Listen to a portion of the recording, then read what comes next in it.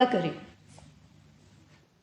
मेरे प्यारे युवा साथियों, आज 1 लाख से ज्यादा युवाओं को सरकार में नौकरी के लिए नियुक्ति पत्र दिए गए हैं। आपने कड़ी मेहनत से अपनी ये सफलता हासिल की है। मैं आप सभी को और आपके परिवार को बहुत बहुत बधाई देता हूं। युवाओं को भारत सरकार में नौकरी देने का अभियान लगातार तेज गति से चल रहा है। पहले की सरकारों में नौकरी के लिए विज्ञापन जारी होने से लेकर नियुक्ति पत्र देने तक बहुत लंबा समय लग जाता था। इस देरी का फायदा उठाकर उस दौरान रिश्वत का खेल भी जमकर होता था। हमने भारत सरकार में भर्ती की प्रक्रिया को अब पूरी तरह पारदर्शी बना दिया है। इतना ही नहीं, सरकार का बहुत जोर है कि भर्ती प्रक्रिया एक तय समय के भीतर पूरी कर ली जाए। इससे हर युवा को अपनी योग्यता साबित करने का समान अवसर मिलने लगा है। आज हर युवा के मन में विश्वास है कि वो कड़ी मेहनत और अपनी प्रतिभा के दम पर अपनी जगह बना सकता है। 2014 के बाद से ही हमारा प्रयास रहा है कि नौजवानों को भारत सरकार के साथ जोड़कर उन्हें राष्ट्र निर्माण का सहभागी बनाएं। पहले की सरकार ने अपने 10 साल में जितनी सरकारी नौकरियां दी थी, उससे लगभग 1.5 गुना ज्यादा सरकारी नौकरी भाजपा की सरकार ने अपने 10 साल में दी है। आज दिल्ली में एक इंटीग्रेटेड ट्रेनिंग कॉम्प्लेक्स का भी शिलान्यास हुआ है। मुझे विश्वास है कि नए ट्रेनिंग कॉम्प्लेक्स से कैपेसिटी बिल्डिंग की हमारी पहल को और मजबूती मिलेगी। साथियों, आज सरकार के प्रयासों से देश में युवाओं के लिए नए नए सेक्टर खुल रहे हैं। इन सेक्टर्स में जो नए अभियान सरकार ने शुरू किए हैं, उसकी वजह से रोजगार, स्वरोजगार ऐसे अनेक नए मौके बन रहे हैं। आपने देखा है कि इस बजट में 1 करोड़ परिवारों के लिए रूफटॉप सोलर पावर स्कीम की घोषणा की गई है। अब छत पर सोलर पैनल लगाने वालों को डबल फायदा होगा। उनका बिजली बिल 0 होगा और जो अतिरिक्त बिजली वो पैदा करेंगे, उससे आय भी होगी। रूफटॉप सोलर की इतनी बड़ी योजना से देश में रोजगार के भी लाखों नए अवसर बनेंगे। कोई सोलर पैनल का काम करेगा, कोई बैटरी से जुड़े बिजनेस में आएगा, कोई वायरिंग का काम संभालेगा।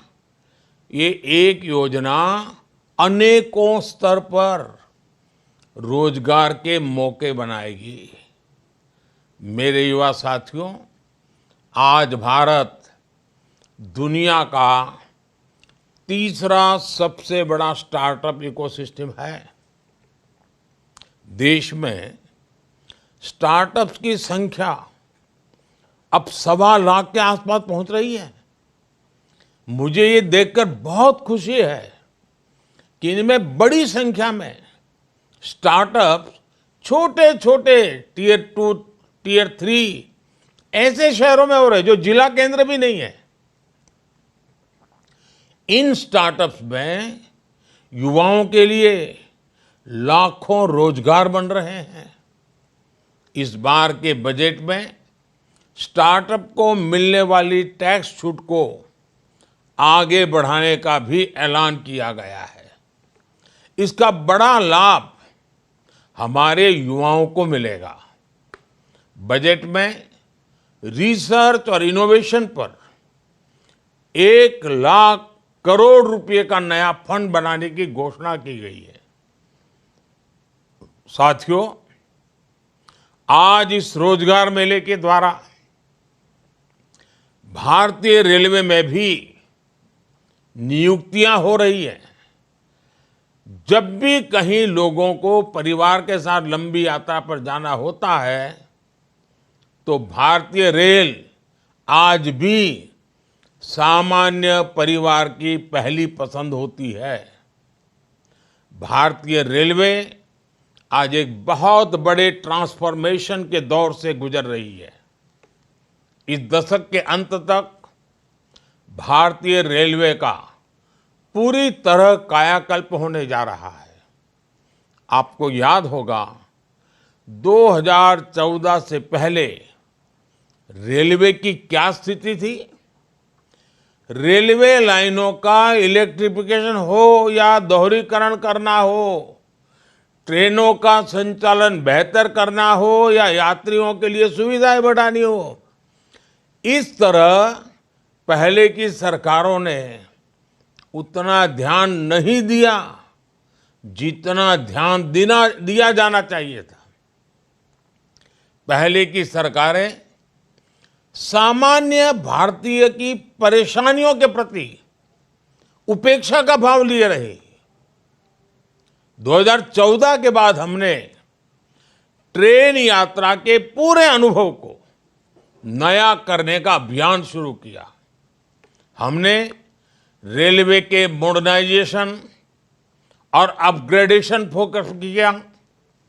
इस बार आपने बजट में भी देखा होगा, सरकार ने ऐलान किया है कि वंदे भारत एक्सप्रेस जैसी 40,000 आधुनिक बोगियां तैयार कर उन्हें सामान्य ट्रेनों में जोड़ा जाएगा। इससे सामान्य यात्रियों का सफर और सुविधाजनक हो जाएगा। साथियों, देश में जब कनेक्टिविटी का विस्तार होता है तो उसका प्रभाव एक साथ कई चीजों पर पड़ता है। कनेक्टिविटी बेहतर होने से नए बाजार बनने लगते हैं, पर्यटन स्थलों का विकास होता है। कनेक्टिविटी बेहतर होने से नए बिजनेस तैयार होते हैं और इससे रोजगार के लाखों अवसर बनते हैं। यानी कनेक्टिविटी अच्छी होने का सीधा प्रभाव देश के विकास पर पड़ता है। विकास की गति तेज करने के लिए इंफ्रास्ट्रक्चर में निवेश बढ़ाया जा रहा है। इस बार के बजट में इंफ्रास्ट्रक्चर के लिए 11 लाख करोड़ रुपए का निवेश का लक्ष्य रखा गया है।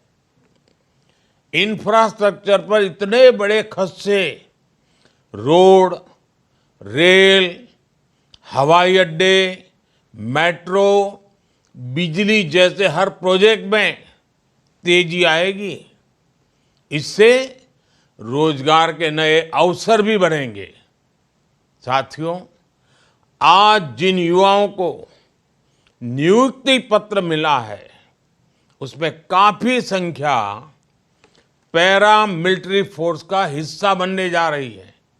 युवाओं की भी ये अपने आप में बहुत बड़ी आकांक्षा पूरी हो रही है।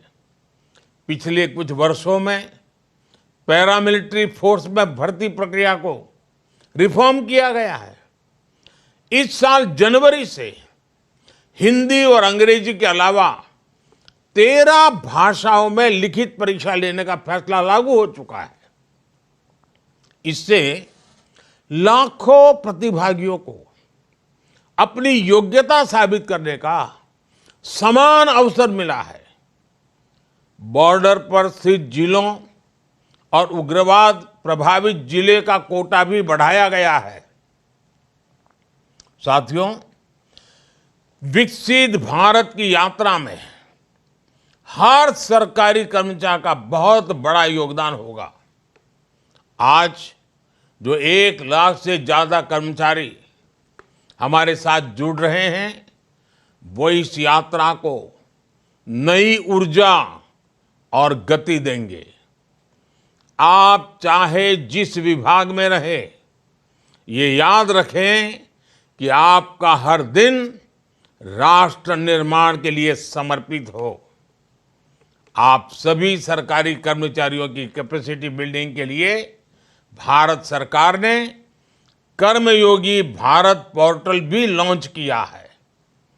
इस पोर्टल पर विभिन्न विषयों से जुड़े 800 से ज्यादा कोर्स उपलब्ध है। अब तक इस पोर्टल से 30 लाख से ज्यादा यूजर्स जुड़ चुके हैं। आप सब भी इस पोर्टल का पूरा फायदा उठाएं और अपनी स्किल्स का विस्तार करें।